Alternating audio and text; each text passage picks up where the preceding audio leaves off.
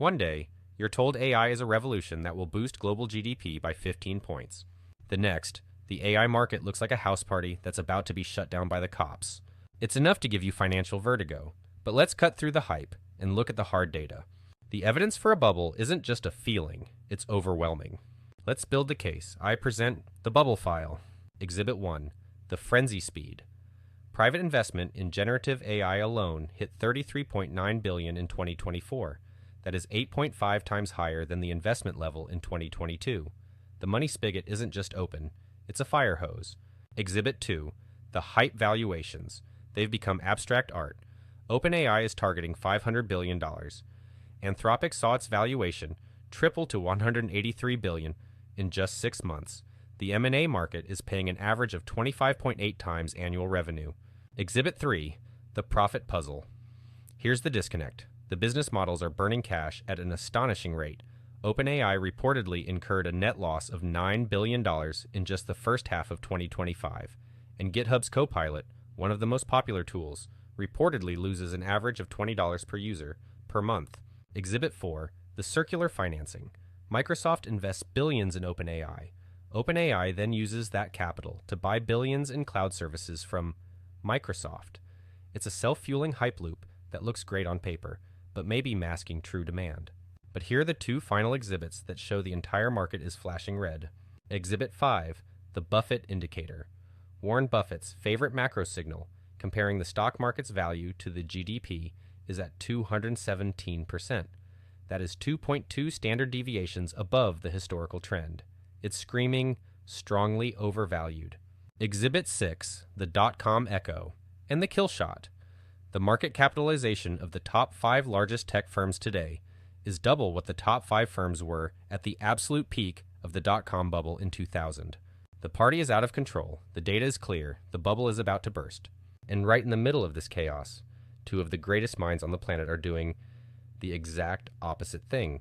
In the left corner, weighing in at $344 billion in cash, is the Oracle of Omaha, Warren Buffett. He's selling stocks, even Apple, and hoarding cash like the apocalypse is scheduled for next Tuesday. In the right corner, the godfather of Silicon Valley, Peter Thiel. He's acting like the apocalypse already happened, and the only way to survive is to build an AI future. Immediately. He's all in. So, what is going on? One genius is preparing for the end of the world. The other is funding it. When one genius zigs and the other zags, what are we supposed to do? Sell our house to buy chips, or buy canned goods and build a bunker? Here's the secret. They are both right. They're just playing 2 completely different games. Buffett is playing chess. Thiel is playing Jenga, with dynamite. First, let's get inside Buffett's brain. His philosophy is defined by the circle of competence. Buffett only invests in things he understands and can predict for the next 50 years. What does he understand? Sugary drinks. Coca-Cola, 11% of his portfolio. Financial services. American Express, 18.8%. Banks. Bank of America, 11.1%. You know, exciting stuff.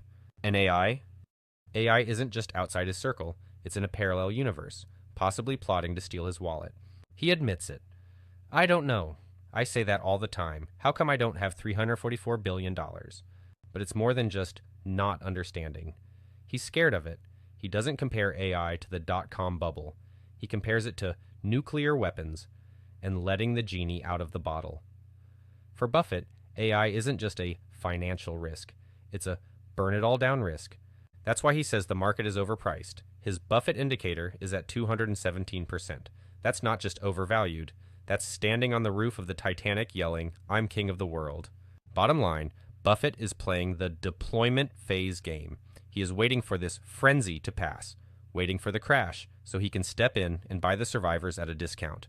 But Peter Thiel, he remembers 1999 too, and he learned a completely different lesson. When the dot-com bubble burst, Buffett sighed in relief. Glad I didn't buy pets.com. But Thiel looked at that $5 trillion wreckage and thought, awesome. Why? Because in that frenzy, all that stupid money accidentally subsidized the infrastructure. They paid to lay a massive network of fiber optic cable. When the telecom companies went bankrupt, the cables became dirt cheap. And that cheap bandwidth is what built the golden age. It's what his company, PayPal, was built on. Thiel's lesson, the frenzy, is what builds the infrastructure. And that is exactly the game Thiel is playing right now. He is playing the installation phase game. He knows it's a bubble. He is using the bubble to fund the future. The best way to understand this, AI is the new gold rush. Peter Thiel is the guy selling shovels for the price of an iPhone. He's also funding the craziest miners, like his $1 billion bet on Anduril mining for gold with AI laser robots.